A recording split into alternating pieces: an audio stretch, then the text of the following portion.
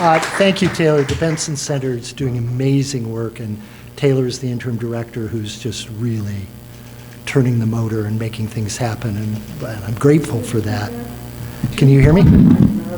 How about that? I can speak now right into the mic. This is a day of violence. I think all of us had met at one point or another. I wasn't friends with, but I certainly had met a couple times Charlie Kirk, who was killed in Utah today. And then there was a shooting at a Colorado high school. And it's a day of bloodshed, and I don't know what to make of that. But the context for putting together this event was how we think about the place of Jews in America today. Boulder, Colorado is, by any measure, a liberal town. Liberal in spirit, liberal in generosity, I'm told, and it must be said, liberal in politics. If we think for a moment about the history of modern American liberalism, it quickly becomes apparent that the rejection of anti-Semitism lies somewhere near its genetic center.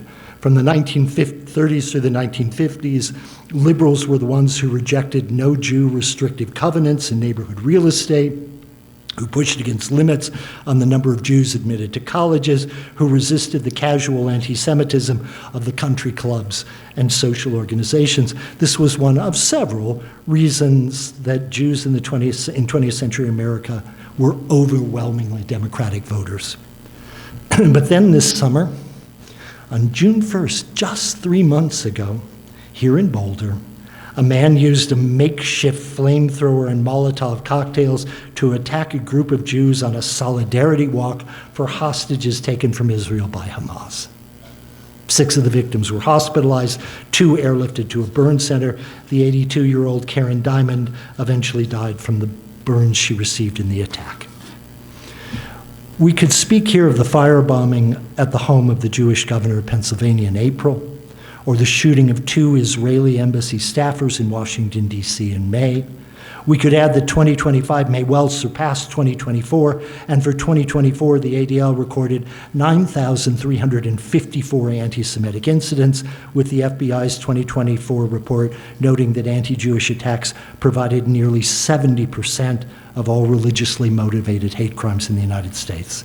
It is a dangerous time to be a Jew in France, Great Britain, Ireland, even Italy, and a dangerous time, a damnably dangerous, to be a Jew in the United States as well. Others have noted the statistics, but what the Benson Center is after in this first event, as near as I can tell, here at the University of Colorado, to take up these attacks that were only 3 months ago. We're after, by inviting tonight's speaker, some deeper questions that have more to do with the question of why and the question of how are we to understand this. For the first time in 50 years, anti-Semitism routinely appears on American streets and in America's public places. For the first time in 100 years, it comes from an increasingly mainline leftism. Liberalism is not at present supportive of violence against American Jews, don't get me wrong, but it is at least adjacent to a radicalism that does support anti-Semitism. Added to the remnants of anti-Semitism in the troglodyte right, the new flirtation with Jew hatred in the gleeful malice of the alt-right, long smoldering elements of anti-Semitism in the African American communities. Put it all together, and this tolerance of new tolerance of anti-Semitism on the left leaves those of us who have long been friends of American Jews terrified for their safety. Our first speaker tonight, the Catholic thinker and widely published author George Weigel, looks back to a line developed by Pope John Paul II to speak on the perversion of Christian thought necessary to hold a modern anti-Semitism. And George is uniquely positioned to do so. Distinguished Senior Fellow and William E. Simon Chair in Catholic Studies at the Ethics and Public Policy Center in Washington, D.C., he is best known for his widely translated and internationally acclaimed 2-volume biography of John Paul II, the New York Times bestseller Witness to Hope, and its sequel, The End and the Beginning. In 2017, Weigel published a memoir of his experiences that led to his work as a papal biographer called Lessons in Hope, My Unexpected Life with St. John Paul II. Along the way, he has written and edited more than 30 other books, including Letters to a Young Catholic and To Sanctify the World, The Vital Legacy of Vatican II. His essays, op-eds, and reviews appear regularly in newspapers and journals across the country, a frequent guest on television and radio. He is also Senior Vatican Analyst for NBC. His weekly column, The Catholic Difference, is syndicated to 91 outlets in 5 countries. Ladies and gentlemen, George Weigel.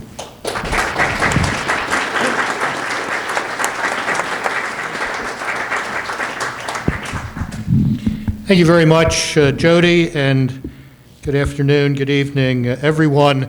It's a real pleasure to be here. My weekly column, which Jody just mentioned, is actually syndicated out of Denver, out of the publication of the Archdiocese of Denver, Denver Catholic. So I'm always happy to be back here, where I have had the pleasure of knowing many good friends over many years. It's also an enormous pleasure to share this program with Rabbi Soloveichik, whose work I have admired since he was a graduate student at Yale, and I was a lot younger than I am now. I take it I'm not going to meet Neon Dion while I'm here, because he's getting ready for Houston on Friday night. But I think Rabbi Soloveichik is a wonderful addition to my list of friends I have long admired from a distance, and now have the pleasure of sharing a platform with. I'd like to begin our reflection this afternoon by asking you to travel back in your mind's eye some 25 years to the holy city of Jerusalem.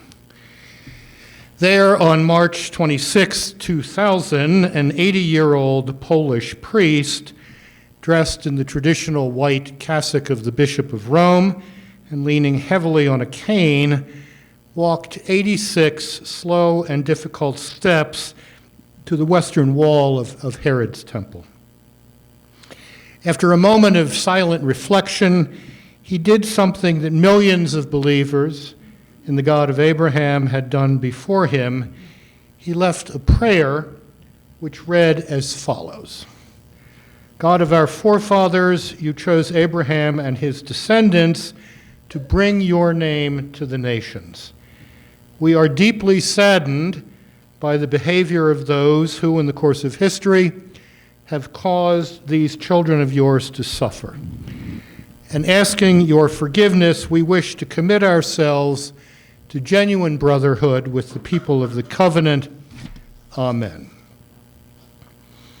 3 days before, on March 23, 2000, that same Polish priest, Pope John Paul II, now Pope St. John Paul II, had gone to lay a memorial wreath at the eternal flame that honors the martyrs of the Shoah at Yad Vashem. His press spokesman, the Spanish layman Joaquin Navarro Valls, once asked John Paul II, "Do you ever cry?" "Not outside," the Pope replied.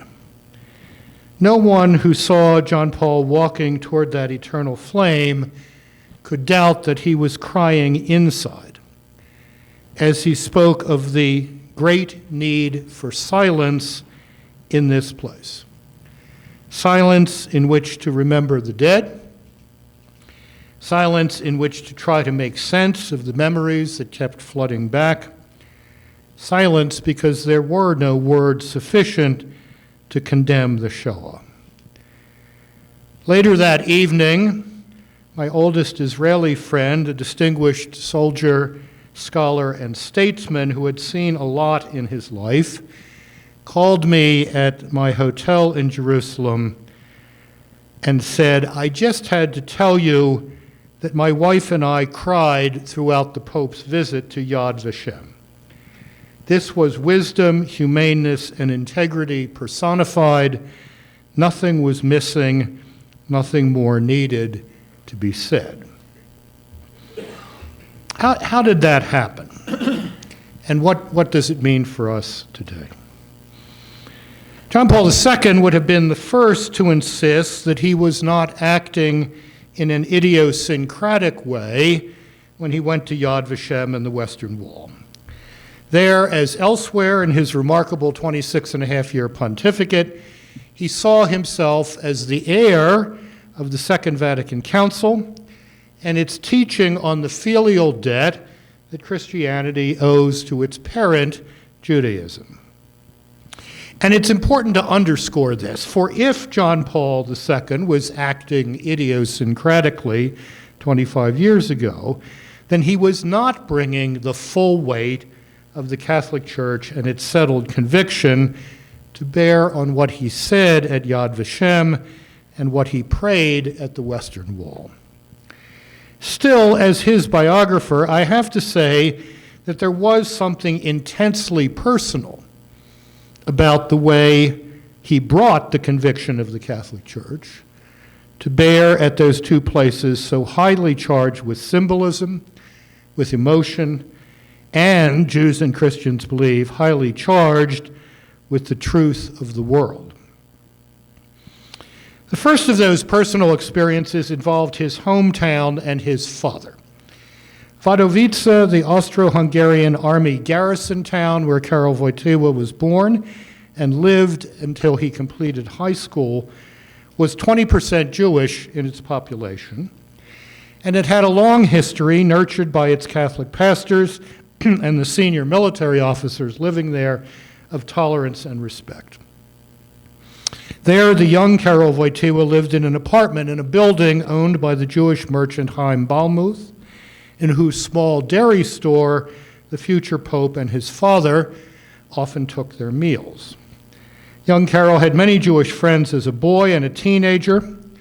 Some of them remained his friends for life. Others perished in the Shoah. He also had the example of his father, a man of granite-like integrity, a retired military officer, who taught his son respect for others, tolerance, and a belief in a free Poland in which minority communities played a full role in civic life while retaining their own cultural integrity. Throughout a long life, the son's convictions about human fraternity and the moral requisites of decent societies mirrored the father's. The second personal element in John Paul II's understanding of Jews and Judaism involved his experience of the Second World War. This cauldron of hatred and violence was the most formative experience of Karol Wojtyła's life. 5 years in which, as one of his contemporaries put it to me, it was not a question of knowing whether you would be alive on your next birthday. It was a question of not knowing whether you would be alive tomorrow night. In 1997, I asked John Paul II over his dinner table what he had learned from his wartime years. He was silent for a moment, and then, in a steady voice, tinged with sadness, looked at me with a penetrating glance and said, "I learned the experience of my contemporaries, humiliation at the hands of evil." And it was through that experience that Karol Wojtyła came to the decision to dedicate himself to the defense of human dignity and freedom through the priesthood of the Catholic Church. Human reactions to the 5-year killing ground that was Gestapo land, historian Norman Davies' name for occupied Poland, differed. Some who shared that experience with Karol Wojtyła went mad. Others gave their lives to the worldly utopia of communism. Still others tried to make themselves as obscure and unnoticeable as possible. Yet others took up armed resistance and often perished as a result. Karol Wojtyła, member of an underground cultural resistance group that fought Nazi tyranny by keeping alive The idea of a free, open, and tolerant Poland came through those 5.5 searing years with a specific commitment, a commitment to defend the dignity and value of every human life. As we all know, there are terrible forces at work beneath the crust of the earth. They sometimes erupt in earthquakes, tsunamis. As volcanic explosions, they spew forth violently as lava, which consumes everything in its path. But something else forms under that intense heat and pressure beneath the surface of things. Diamonds, the hardest substance known in nature, gems that are capable of cutting through what seems impossible to penetrate, gems that reflect light in uniquely beautiful ways. The years between 1939 and 1945 made Karol Wojtyła into a kind of human diamond, whose cutting edge could break through the seemingly impermeable, like the Berlin Wall, a kind of human diamond who reflected the light of God's self-revelation to the world, first through the people of Israel, then through the person, teaching, and work of Jesus of Nazareth, the faithful Jew who in his dying invoked, inciting the beginning of Psalm 22, the words of the psalmist about the final vindication of God's purposes. Yea, to him shall all the proud of the earth bow down, all posterity will serve him and proclaim his deliverance. John Paul II's approach to Jews and Judaism was also shaped by a conviction that I hope will enrich our reflection this evening. Karol Wojtyła was a distinguished professional philosopher, but he was also a man of the Bible.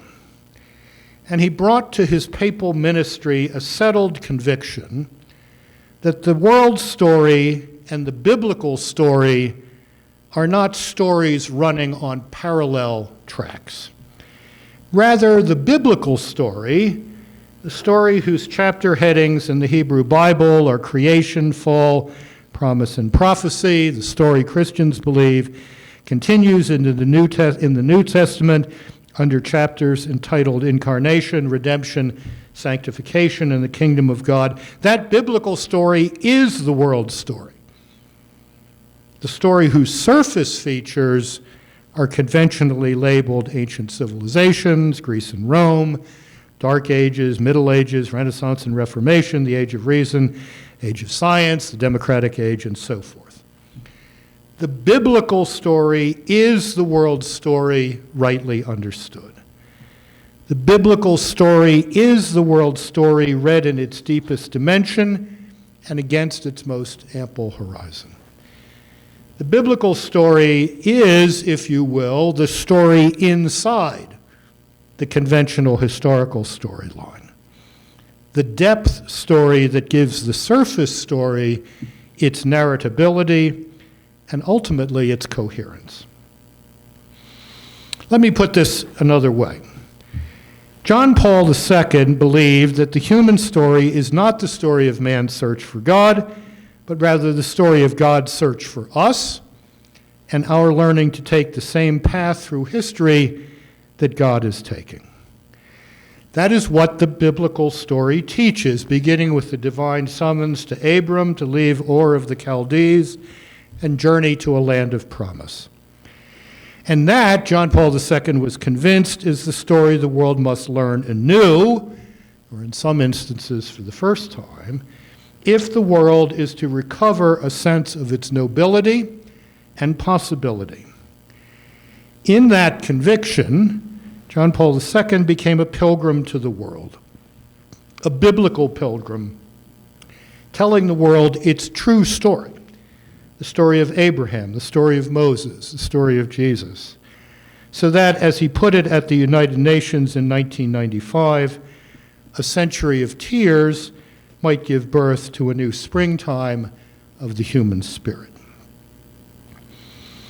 John Paul II's fervent wish that Jews and Christians be a blessing to one another, as he put it, was not only focused on the pain of the past, but on the possibilities of the future. To what end were we to be a blessing to one another?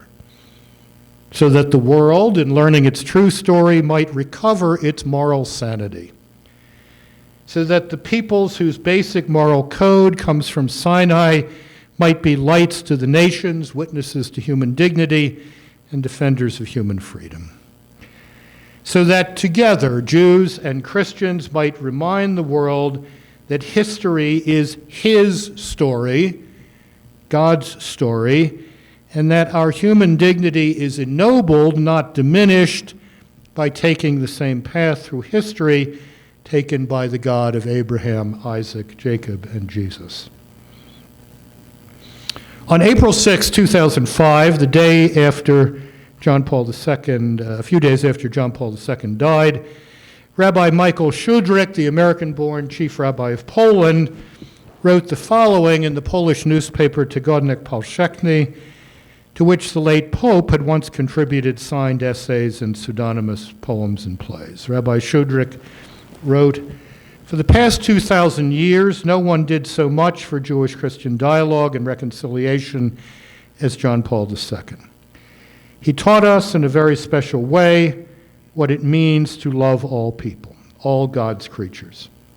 His fight against anti-Semitism and racism was unequaled. He taught us to appeal to the holiness that is well embedded in each one of us. He showed us not only how to live, but also how to die. The world has lost an important moral authority, his moral compass. Poland has lost its greatest teacher and hero. The Jews have lost their best friend and defender. We are bereaved, and yet we will always be embraced with the blessing of John Paul II's life and teachings. May his memory be a blessing for all of us."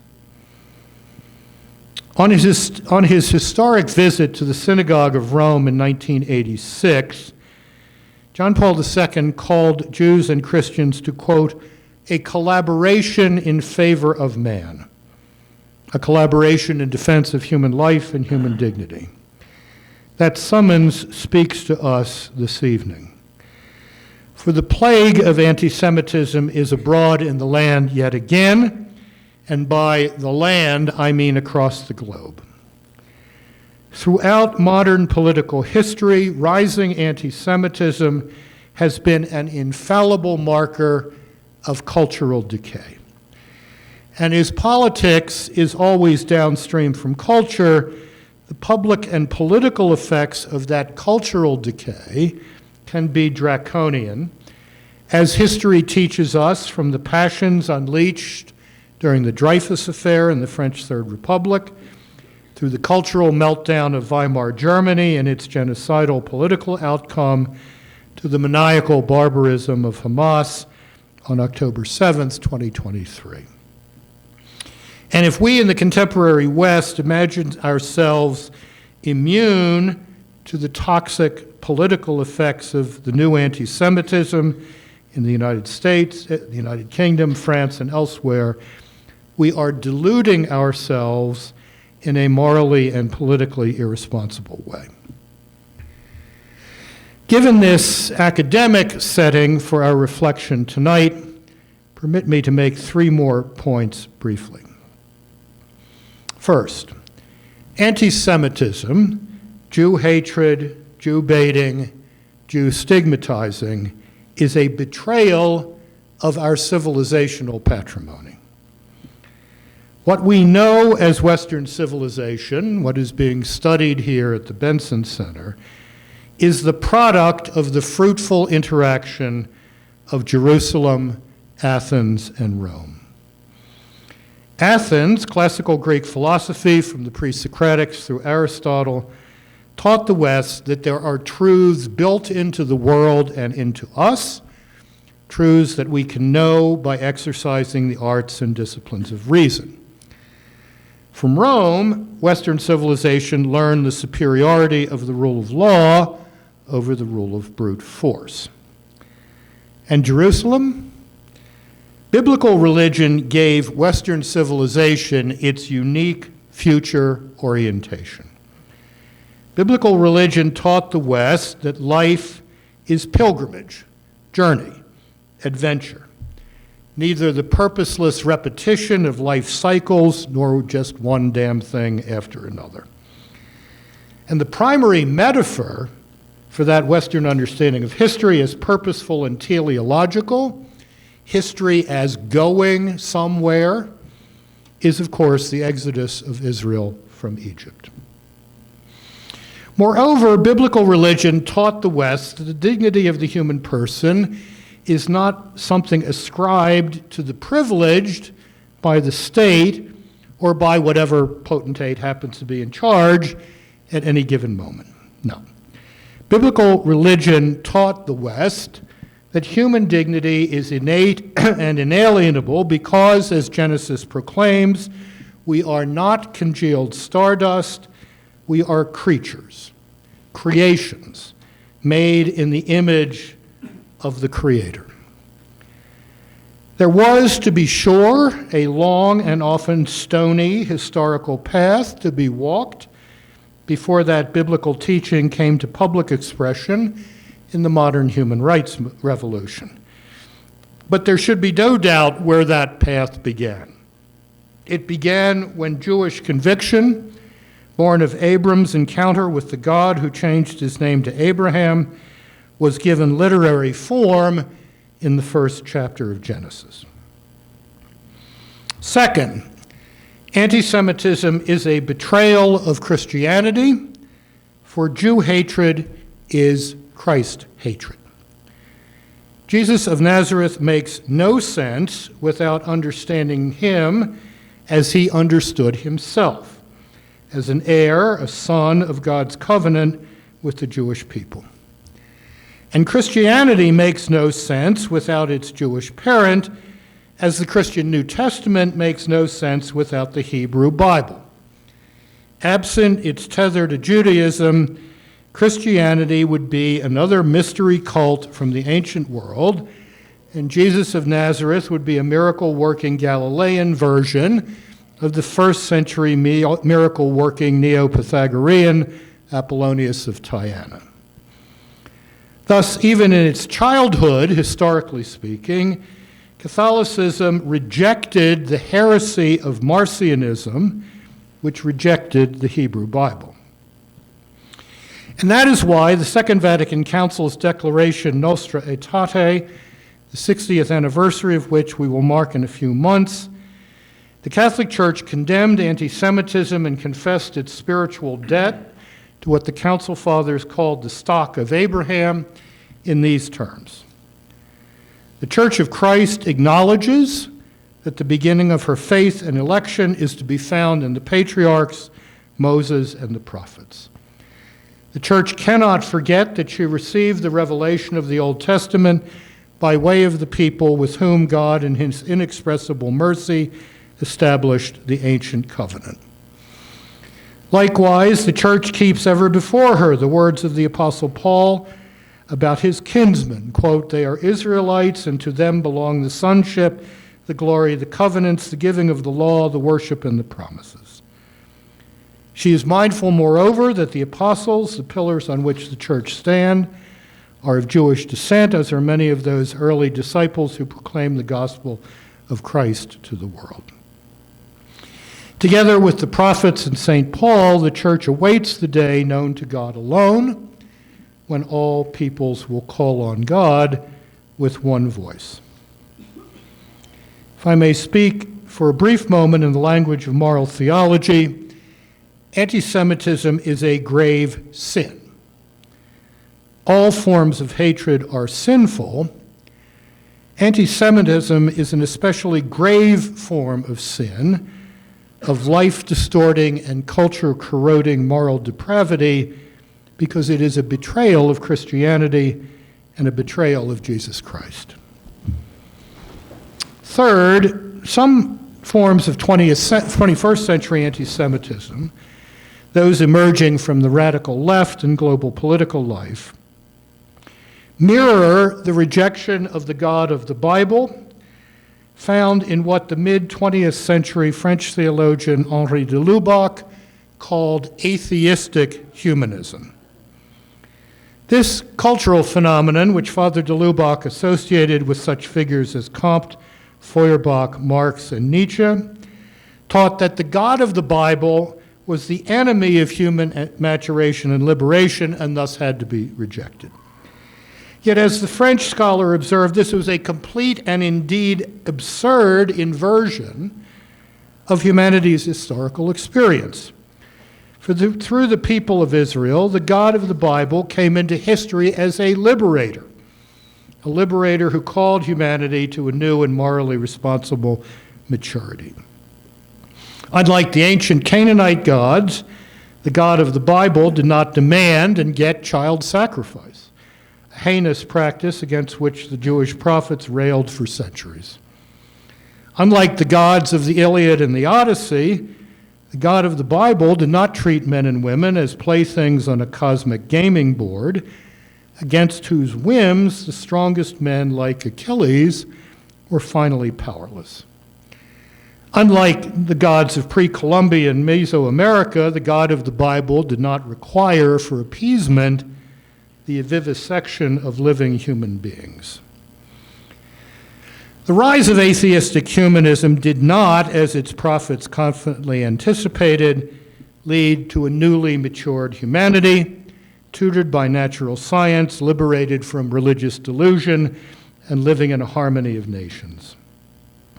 Rather, de Lubac argued, atheistic humanism created the cultural conditions for political disaster and the greatest bloodlettings in history.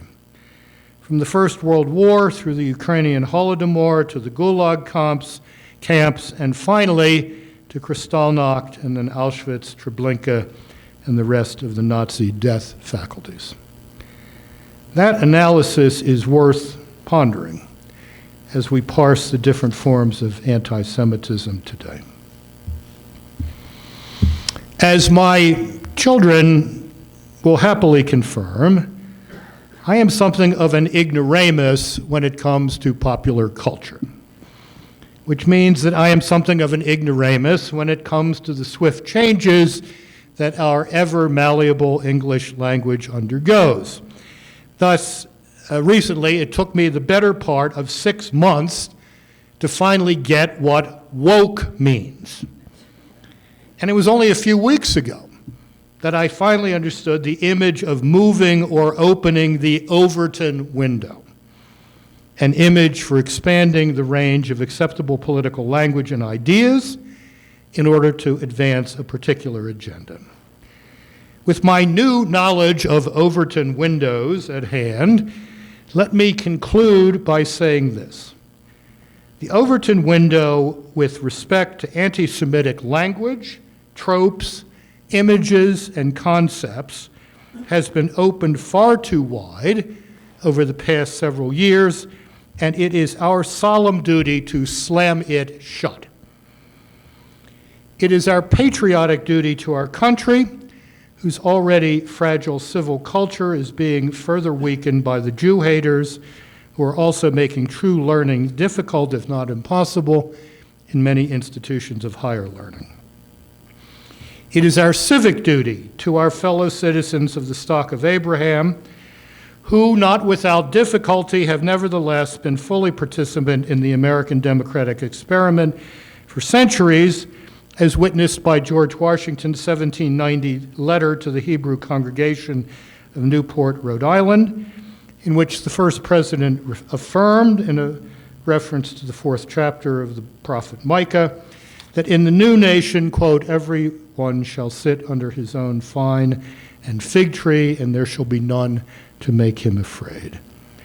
And for the Christians among us, it is our religious duty to those whom John Paul II called at the Grand Synagogue of Rome, our elder brothers in faith.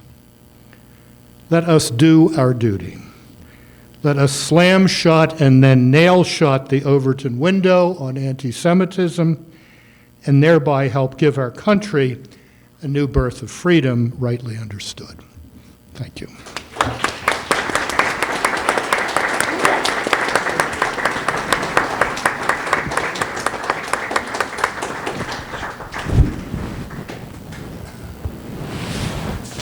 The question remains, why is it back? And George has given us this extraordinary analysis of where we are in the wake of John Paul II's understanding of this. Years ago, I was called upon, when I needed the money, to do an uncongenial review of a new biography of Goebbels. And it was while reading the story of that maniac that I came to understand that anti-Semitism is one of the greatest recreational drugs ever created. It is a barbiturate that eases anxiety. It is an amphetamine that drives one toward a goal. It is a hallucinogen that constructs for those who hold it a wonderful vision of why they are not successful.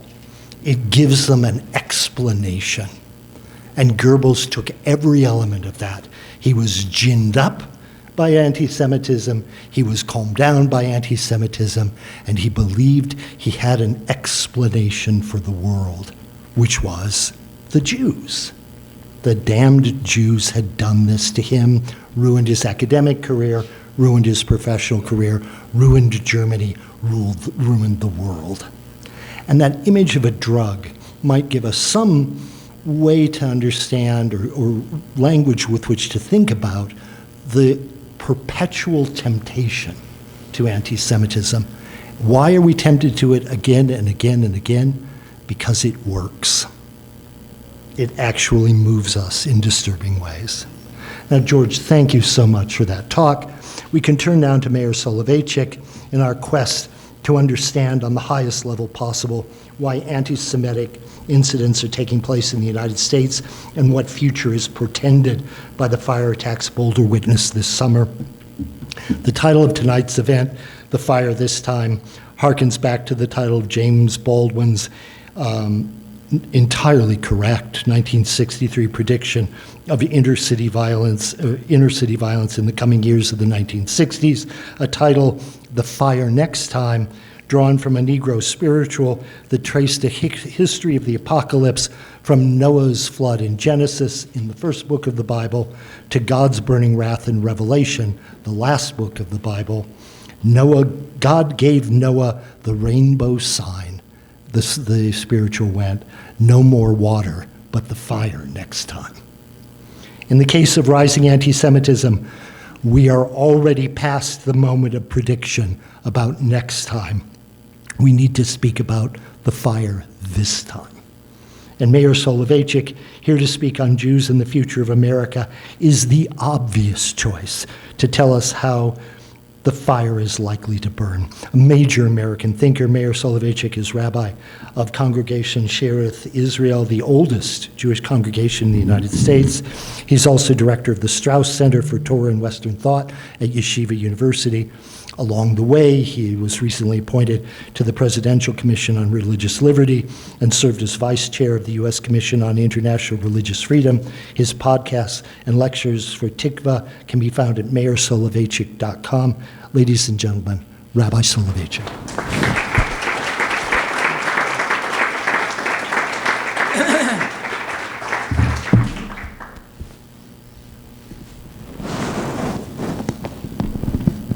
It's a privilege to be invited here to the Benson Center for the Study of Western Civilization. I want to thank the center's leadership for the invitation. And to Jody, it's been too long and so wonderful to have the opportunity to spend time with you. It is an honor to speak alongside George Weigel. And as we are here to discuss a sobering subject on what is, as Jody said, a sobering day, before I begin, I just want to pray that God give consolation and strength to Charlie Kirk's family. On a Sunday in Boulder, Colorado, a group of Jews were set on fire. This sentence, which is a paraphrase from a news story, I believe, from the Free Press, captured what occurred several months ago here in this incredibly beautiful and seemingly placid and peaceful place. The very sentence, on a Sunday, a couple of Jews were set on fire, sounds so shocking in America. And the very invocation of fire in this cruel context reflects several terrible ironies about this attack. First, one of those set on fire, Barbara Steinmetz, was a survivor of the Holocaust, which means she had escaped the fires of the crematoria to come to America, where the fire found her. Then there is the fact that the assault occurred only weeks after another firebombing of the home of the Jewish governor of Pennsylvania, right after he had sat at the Passover celebration, marking the festival of freedom. And bizarrely, by the time the events of Boulder occurred, the earlier assault had been largely entirely forgotten from the American public conversation. And let us ask ourselves, in this day and age, had a Democratic governor of any other minority community in America had his home firebombed, would we hear the end of it? We know we would not, nor should we. But we would not hear the end of it, neither in the Democratic Party or in the media. But for some reason, this event was almost instantly, entirely forgotten. And then there is another irony, a terrible one. The fact that those assaulted, who are marching merely, or I should say only, for the freeing of hostages, that was their focus, the freeing of hostages. That was the focus. Would walk for precisely 18 minutes, because that 18 is the numerical equivalent of the Hebrew word chai, life, as in l'chaim. They marched for life, and what met them was the forces of evil and death. And I use the word death determinedly, because at the end of June, several weeks after the attack, Karen Diamond died from her wounds that she suffered on that day. Thus, the 18-minute march, the number of Chai, and the attack on it reflected in the most visceral of ways what Hezbollah's Nassan Nasrallah said, to be echoed later by a leader of Hamas. We have discovered how to hit the Jews where they are the most vulnerable. The Jews love life, so that is what we shall take away from them. We are going to win, he said, because we love death and they love life. Jews do love life, and the Jewish love of life is made most manifest in this season of the year, the one upcoming, during the high holy days when we ask that God write us in his book of life, in the Sefer HaChaim. And one of the most frightening and awe-inspiring prayers in the high holy day liturgy describes the possibilities that face us in the year to come. Who will live? Who will die? Who by fire? Who by water? Who by earthquake? And who by plague? If you're a boy growing up with these prayers, you read through these frightening phrases and you instantly conjure up an image in your mind of each. And the truth is, as you encounter the phrase, who by fire, you think, how does that work? Who is going to die by fire? Perhaps in a terrible accident. But this, of course, was the naivete of a child. That prayer was composed at a time when death by fire, by intentional fire, was all too real for Jews, be it the fire of Tor Kamada or of the pogrom. And so it seems the phrase, who by fire, is now applicable as well for Jews in the United States of America. And so in pondering the meaning of our moment here in Boulder, Colorado, where this horror took place, where this evil was enacted, I'd like to speak about fire. Not the fire this time or the fire next time, but the fire the first time, meaning one of the first real appearances of fire in Scripture, in the Hebrew Bible, one which speaks to the mysterious story of the Jewish people, and also of the ancient hatred that is anti-Semitism. a fire that will allow us to address what the fire of Boulder means for America and for the Jewish future within it. It is a famous image involving fire, one of the most famous, or at least it was famous when Americans knew their Bible. And had I spoken about this scriptural scene even 10 years ago, I would not have even taken the time to explain it. But one senses that we are in an unbiblical age. Indeed, just recently on Jeopardy, just several years ago, there was a clue given to the contestants, which went something like, "This biblical book contains the verse, 'Yea, though I walk through the valley of the shadow of death, I will fear no evil, for thou art with me.'"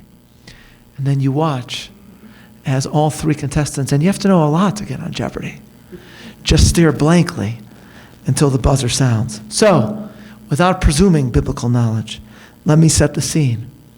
Israel has been enslaved in Egypt 4 centuries. Moses is raised in the house of Pharaoh and he has fled to the desert. At this point, he seems unsure of what people he is a part. He is a nomadic shepherd.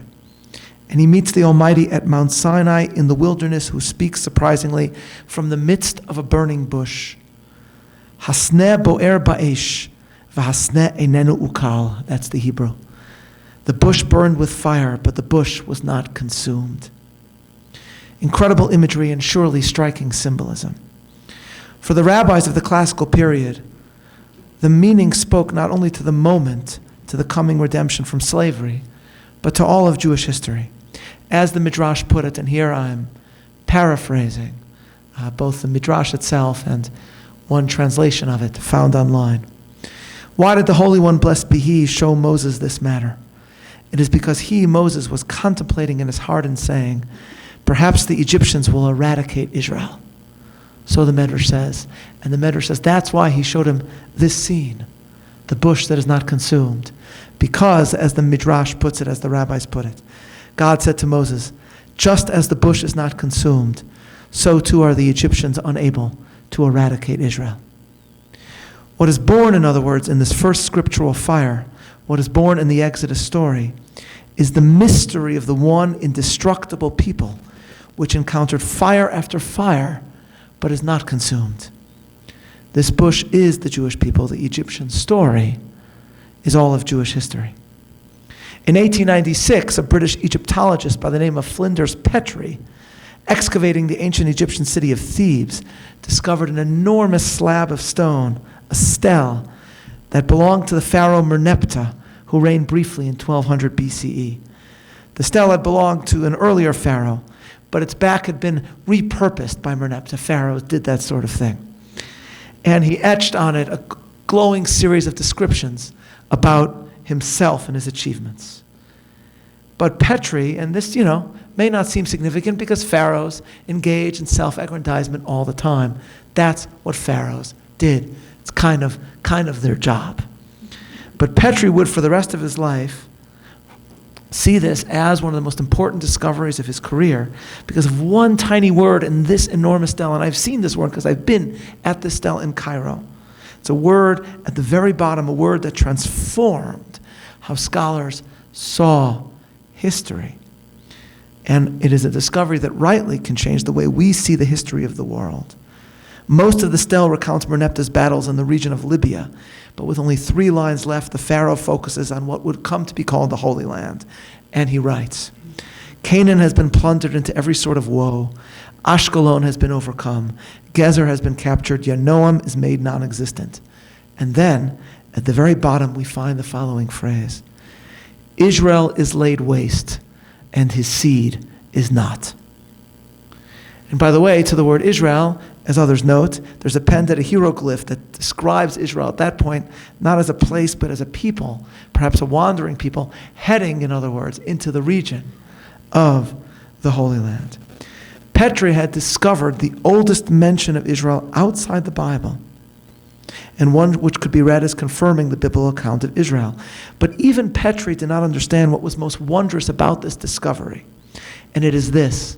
As Rabbi Jonathan Sachs has noted, the oldest artifact in existence outside the Bible that mentions Israel is an obituary for Israel.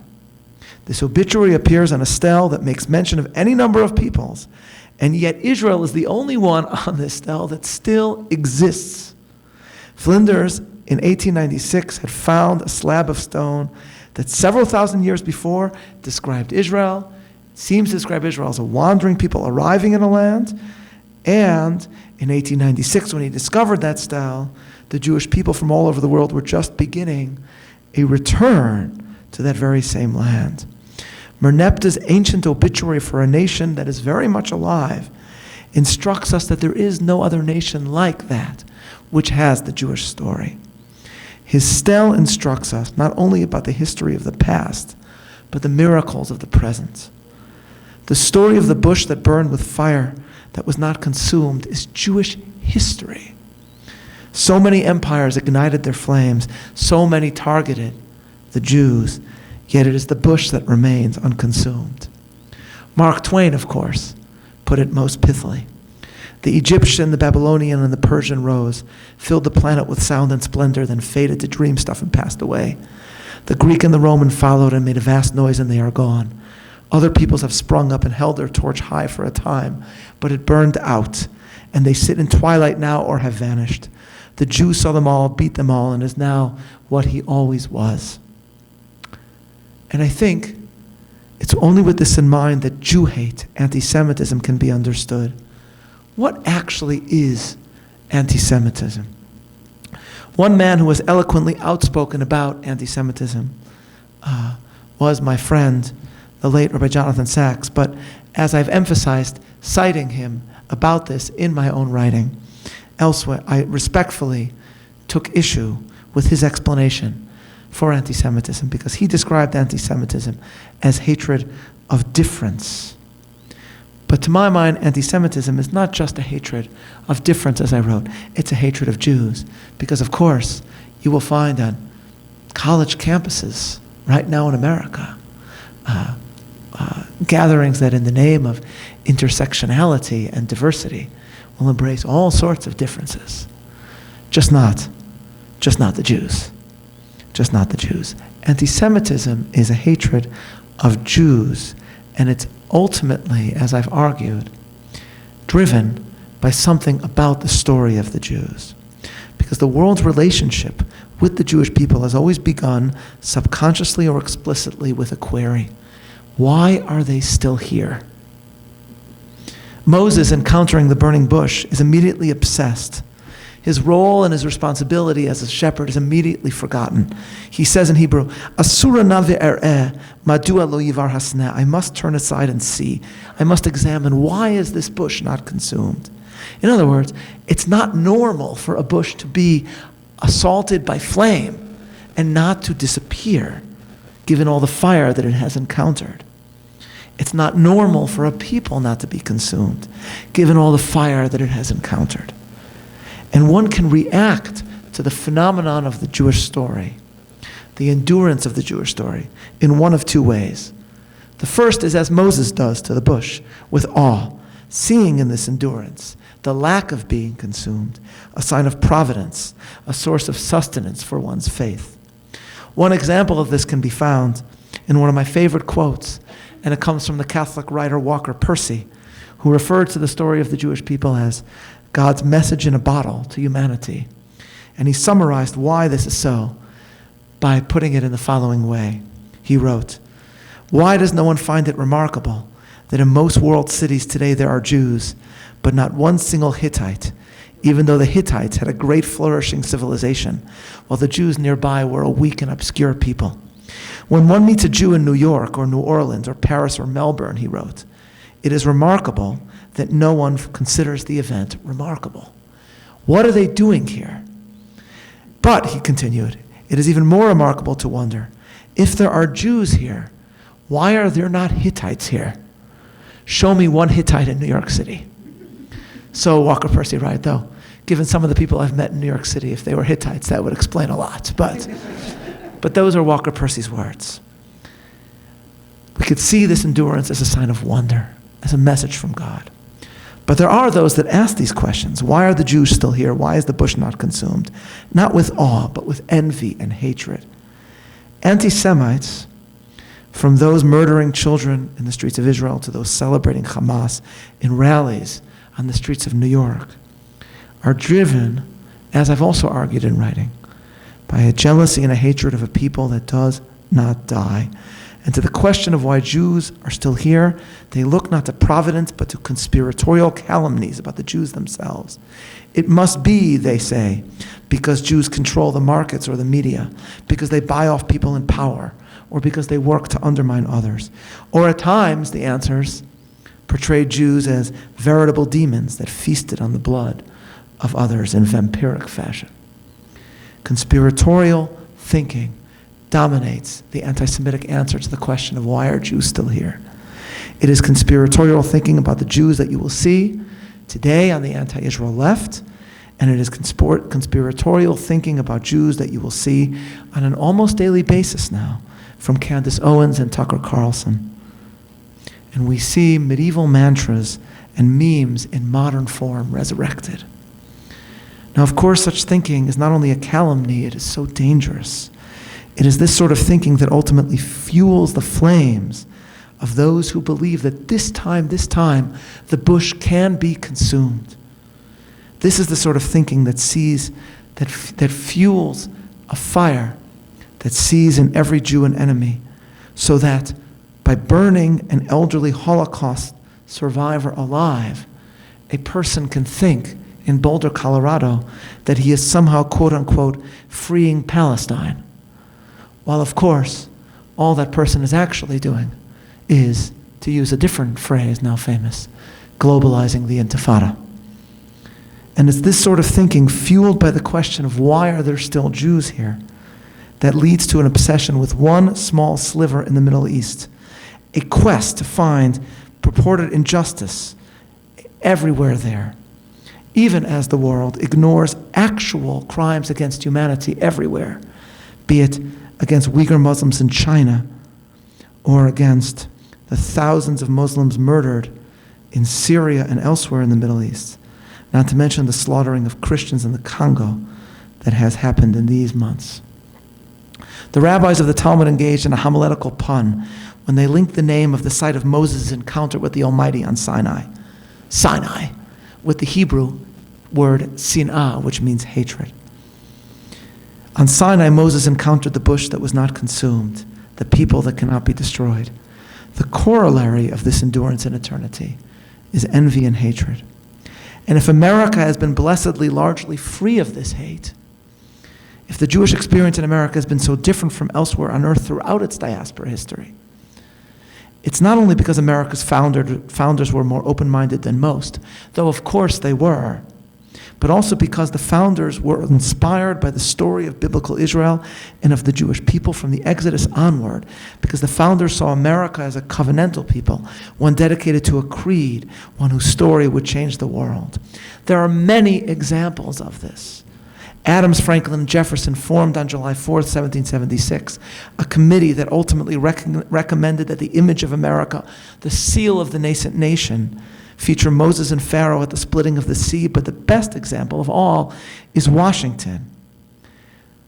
George Weigel wonderfully referenced Washington's famous letter to the Jews of Newport, Rhode Island. But it is less well known that George Washington wrote more than one letter to the Jews of America, you see, because when George Washington was sworn in as president, all of the minority faith communities in America got together and each sent Washington a letter. All the Catholics sent Washington a letter, all the Baptists sent Washington a letter, all the Quakers sent Washington a letter, and the Jews in America could not agree who would send Washington a letter. So they ended up sending him 3 letters. George Washington's a nice person, so he's probably wondering, why do these crazy people keep sending me letters? But he responded to every letter. And the Newport letter is very famous because he drew on the words of the Jews who wrote to him in describing America as a place which gives bigotry no sanction, persecution no assistance. But his first letter was to the Jews of Savannah, which concluded with these remarkable words. May the same wonder-working deity who long since delivering the Hebrews from their Egyptian oppressors planted them in the promised land, whose providential agency has lately been conspicuous in establishing these United States as an independent nation, still continue to water them with the dews of heaven, and to make the inhabitants of every denomination participate in the temporal and spiritual blessings of that people, whose God is, and then he gives God's biblical name, which Jews do not pronounce. In other words, Washington is looking to the God-ordained story of biblical Israel and saying to the Jews of America, your story inspires our story. The God who performed miracles for Jews in the past and who sustained Jews throughout their history, performed miracles for America in the present, the God who saved Israel from tyranny, saved America from tyranny. Today, the Savannah letter is largely forgotten, but it actually explains why Jews were so warmly welcomed in America, such as in the Newport letter. And it also explains why so many Americans embrace the Jewish people today and support Israel today. As Rabbi Jonathan Sacks reflected, the reverence that you find among the founders for the story of biblical Israel reflects the fact, as he put it, that Israel, ancient and modern, and the United States are the two supreme examples of society constructed in conscious pursuit of an idea. And that ultimately allows us to better understand the specter that we see of anti-Israel Jew hate in the United States. The truth is that what we are seeing is not just a reigniting of hatred for Jews, that we do indeed see that. Actually, the truth is that the pro-Hamas rallies, as I've written as well in commentary, that proclaim their support for jihad reflect not only their hatred of Jewry and of Israel. These people hate America, and these two hatreds are joined because they instinctively understand that the bond between America and the story of the Jewish people is more than pragmatic. And the truth is, many of these forces hate America and see in the American founding an evil event as well. There is a reason, ladies and gentlemen, why rallies against anti-Semitism in America feature countless American flags, whereas in anti-Semitic rallies in America, they feature none, and indeed the American flag is often desecrated at these events. The fire this time targets the Jews, but it is ultimately aiming at much more than the Jews, but also at the very concept of American exceptionalism as well. Washington concluded his letter to Newport's Jews, as George mentioned, praying that the children of the stock of Abraham should dwell in safety and security in America, where, in his words, there shall be none to make them afraid. Unfortunately, the children of the stock of Abraham in America are afraid, and for good reason. If burning Jews in Boulder can become thinkable in America, if the firebombing of a Jewish governor's home on Passover can be instantly forgotten or elided or ignored, then that means the fire of hate that haunted Jews throughout the ages has made itself manifest in America. Being afraid is not usually part of the American Jewish experience, but the fear is real nonetheless. But there is still for Jews succor and sources of inspiration to be found. And we find this inspiration, as I've been arguing over these past many months, in the countless Americans that stand up against anti-Semitism, Americans that understand the bond between the Jewish story and the American story, and countless Americans that support Israel, and we draw our ultimate inspiration, of course, from the faith that has inspired Jewish endurance throughout the centuries. And so I stand before you in Boulder, Colorado, where the fire of hatred burned, figuratively and literally. And I look back to the burning bush of the Exodus episode, as I, along with my fellow Jews, prepare again for the High Holy Days and the new year ahead. Some years ago, the synagogue on Manhattan's Upper East Side, where I then worked as an assistant or associate rabbi, suffered a terrible fire right before Rosh Hashanah. It was not arson, but it was a terrible fire nonetheless. We had no place to pray. And so we were actually offered the auditorium in the Metropolitan Museum of Art on Fifth Avenue to have our services. And I was instructed to officiate at the services on that day. And I have to say that originally I felt very reluctant. It would be my first time really spending the High Holy Days outside a synagogue and, in an art museum. Didn't seem very reverential to do, various things to do. So on this very sacred day of the Jewish year, I walked into the Metropolitan Museum of Art in my talit, in my Jewish prayer shawl. I thought I would seem very odd, but let's face it, there were tons of people from New York walking into the Met, and I was probably like the 10th least weird person, walking into the museum on that day. And I immediately confronted something that was both very new and very old. It was new to the museum, but it was 4,000 years old. And I had just read about it because it was just reviewed in the Times. It was a statue of a pharaoh, or rather two pharaohs.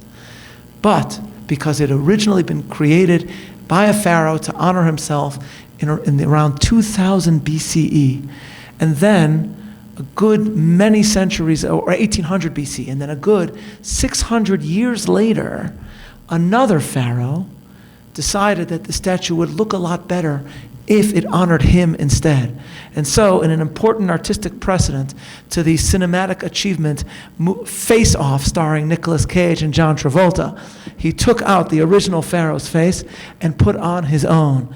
And that man was Ramesses, known as Ramesses the Great, often thought to be the Ramesses that enslaved Israel, the pharaoh that enslaved Israel, the original enemy that Moses encountered. And so I was going into services, and I stopped and I stared at this statue, perhaps at the original enemy of Israel. And of course, all I could think about was one of the most famous poems in the English language, which was named for this pharaoh, only for his Greek name, Ozymandias, by Shelley. My name is Ozymandias, King of Kings. Look upon my works, ye mighty, and despair. Nothing beside remains round the decay of that colossal wreck, boundless and bare. The lone and level sand stretched far away. And so all I can think about then, as I walked from that statue through the Egyptology wing, as I passed pharaoh after pharaoh that at once bestrode the world like a colossus, only to end up on the ash heap of history, all I could think about was how one people endured, and then engaged in Jewish liturgy that was all about the God of history, who ultimately decides our destiny and what is to come in the next year. It was one of the best Rosh Hashanahs of my life. I will never forget my prayers on that day. A fire had destroyed my synagogue, but away from our usual house of worship, I suddenly intuited, as I could not have in the sanctuary itself, what it means to say that throughout all the fires a people remains. Of course, throughout our history, there are members of the Jewish people whom the fire finds, who suffer so. This was sadly what happened when Karen Diamond succumbed to her wounds that the murderer inflicted upon her here in Boulder. The fire of hate destroys so many. So it has been through the Jewish story. But the bush is not consumed. Am Yisrael Chai.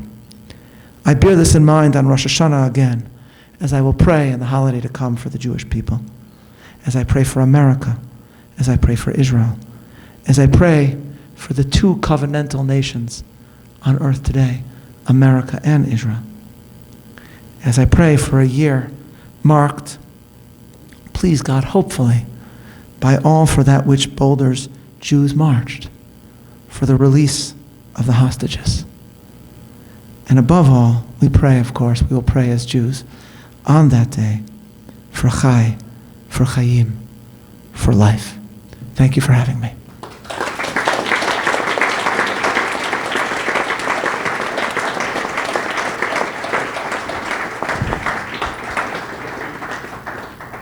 So we have a few minutes to...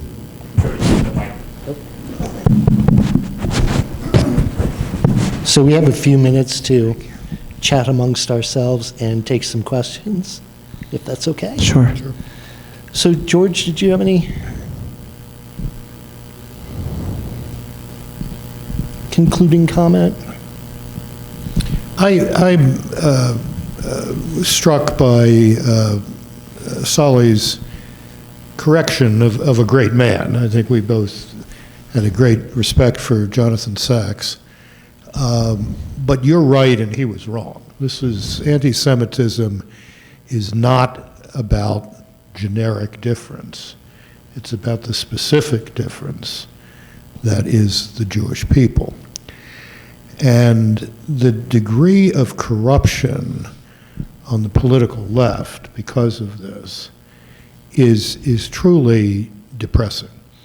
It's truly depressing for the reasons that Jody mentioned at the beginning, and the, frankly, pusillanimity of the leadership of the party of the left in the face of this is just bad for America.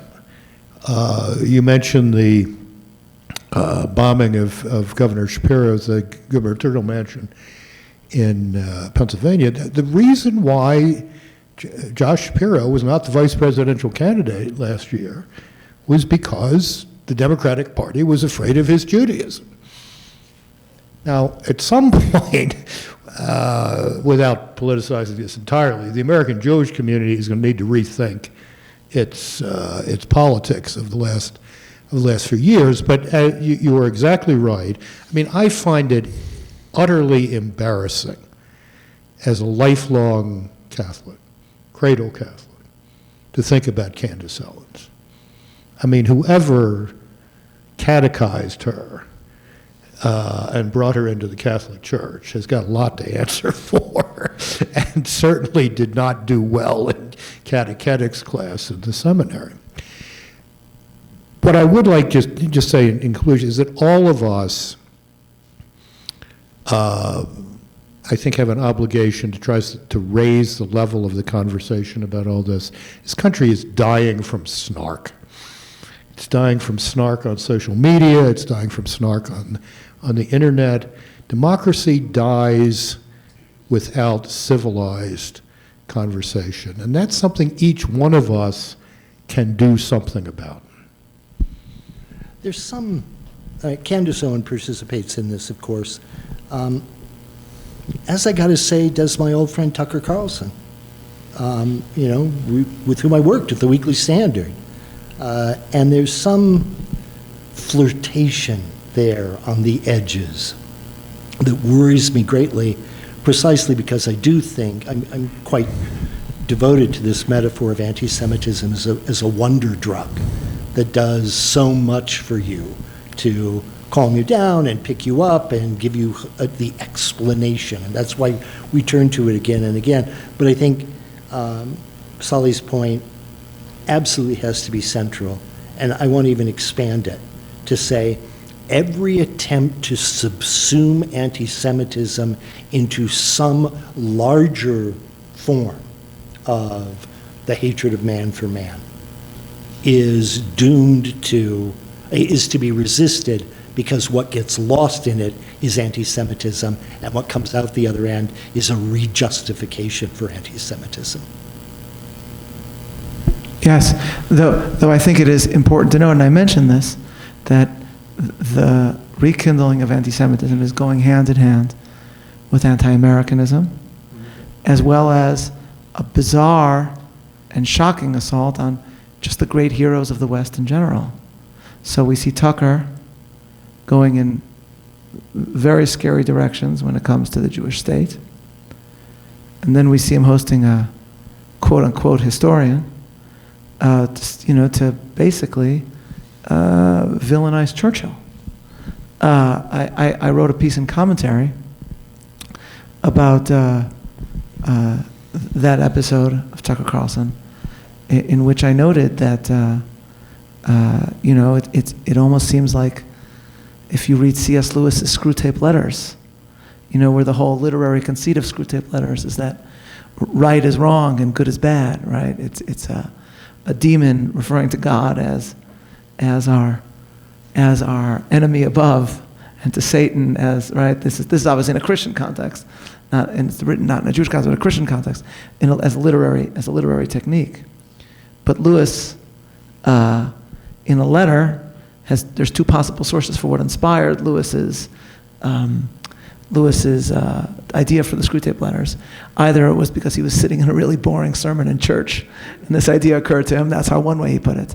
But in the same letter, as others point out, he actually heard Hitler on the radio and said, wow, this person, is talented at taking something profoundly evil and making it and trying to sound convincing. And he says, I wonder what that would be if, and so perhaps that, or I don't know if Lewis explicitly said that, and perhaps that inspired what that would be if you're writing a demon sort of trying to do the same thing. And so we see that this new focus on the Jews has gone hand in hand with an assault on. You've seen Tucker host discussions about Churchill, talk about how evil America was during World War II.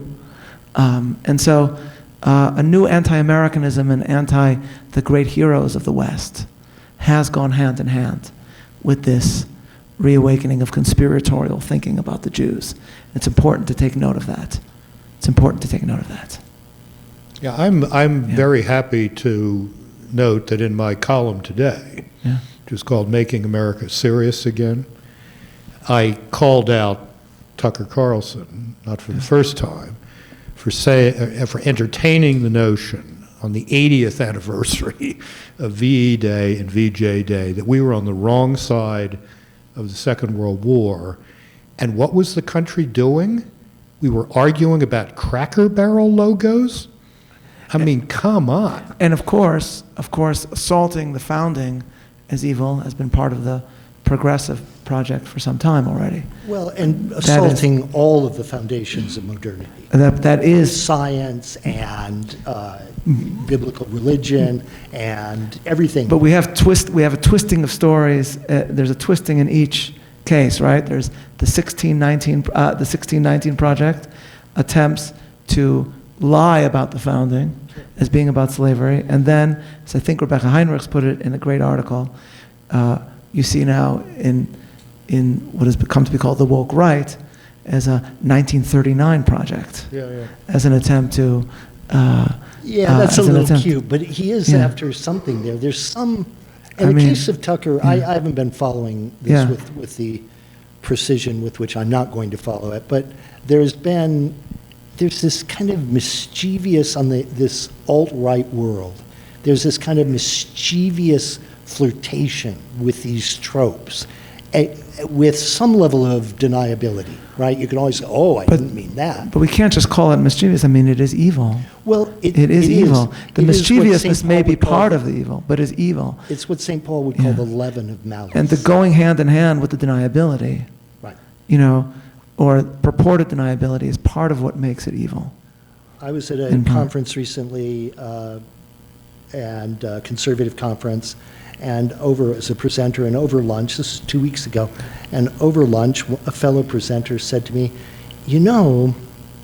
I think Netanyahu, it's pretty apparent that Netanyahu either knew in advance of the attacks of October 7th, or even precipitated them to save his political career.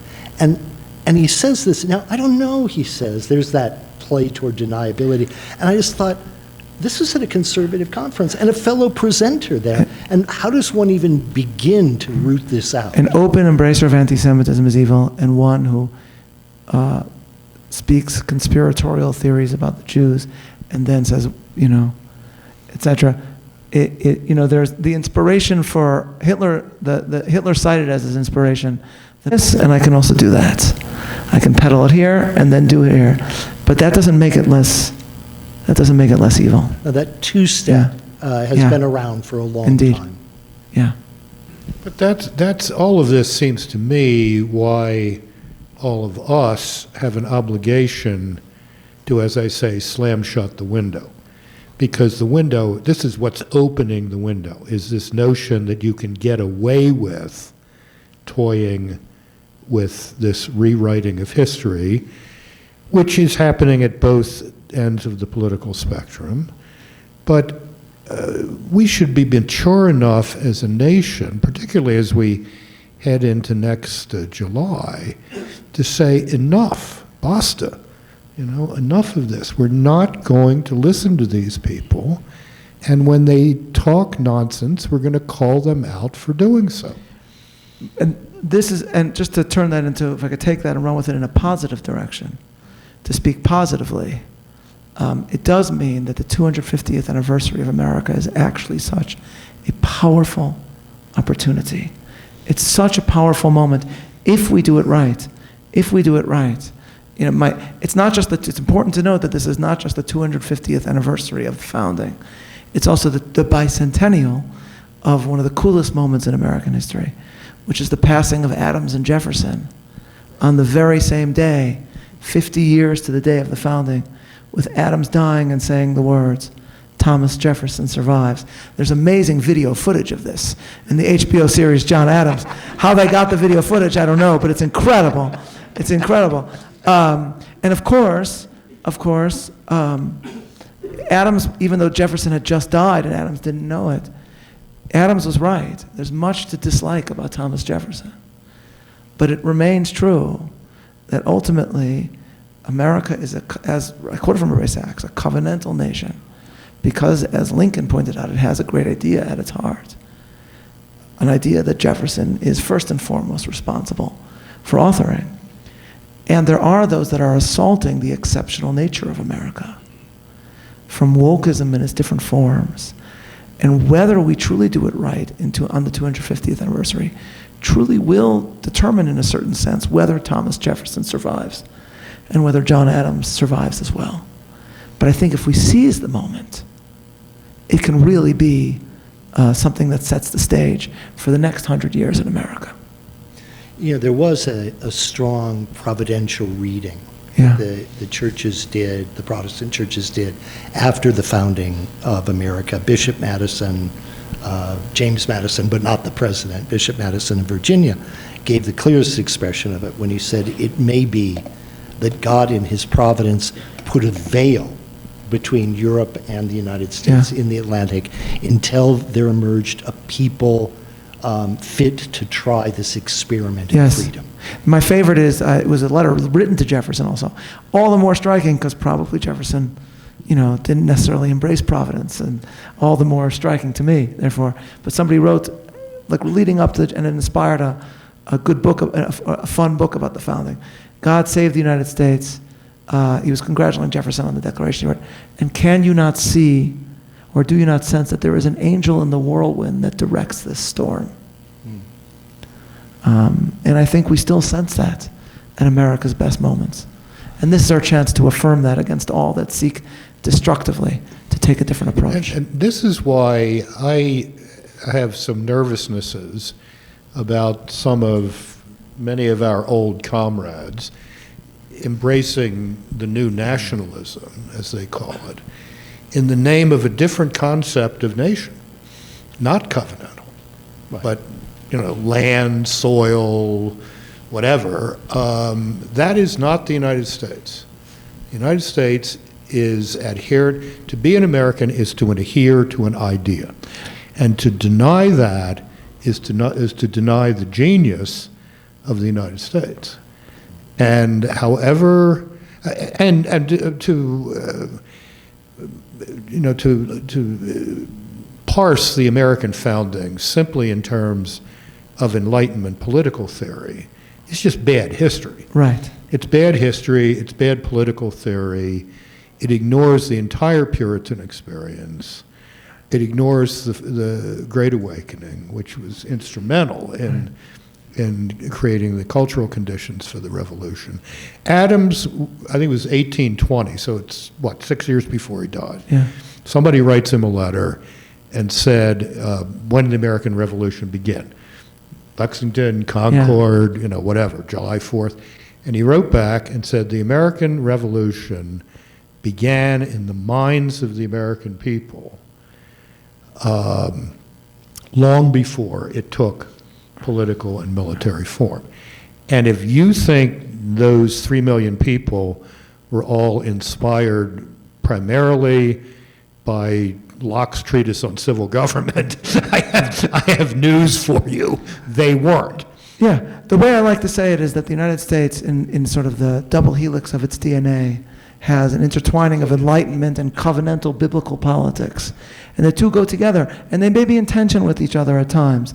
And I want to add, and this is very important, I think, that seeing America as a covenantal nation dedicated to an idea doesn't mean, of course, that we don't cherish sites and lands in America, of course.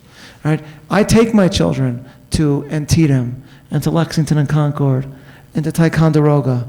I took my son on a Segway tour of Gettysburg, and I actually crashed my Segway and skinned my arm, so I could say about myself that I was wounded at Gettysburg.